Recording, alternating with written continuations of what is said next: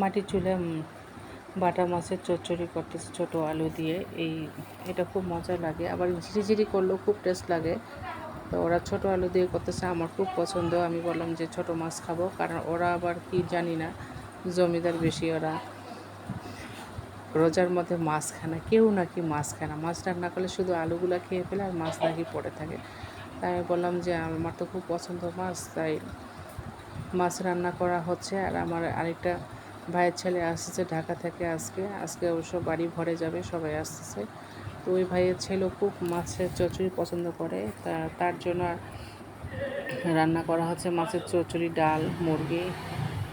এই আর ওরা হাত দিয়ে খুন্তি দিয়ে ধরে না, ওরা হাত দিয়ে এরকম করে উল্টায় দিয়ে, যাতে মাছটা না ভেঙে যায়। খুন্তি দিয়ে ওরা ধরবে না, শুধু মাছটা একটু উল্টায় দিচ্ছে যাতে মাছটা একটু ভালোভাবে সিদ্ধ হয় এইভাবে। কারণ আমিও রান্না করি খুন্তি দিয়ে, ছোটো মাছ বা যে কোনো চচ্চড়ি রান্না করলে খুন্তি দিই না, এই কাপড় দিয়ে উল্টায় পাল্টায় দিই। এভাবে মাছের চচ্চড়িটা আমরা করি।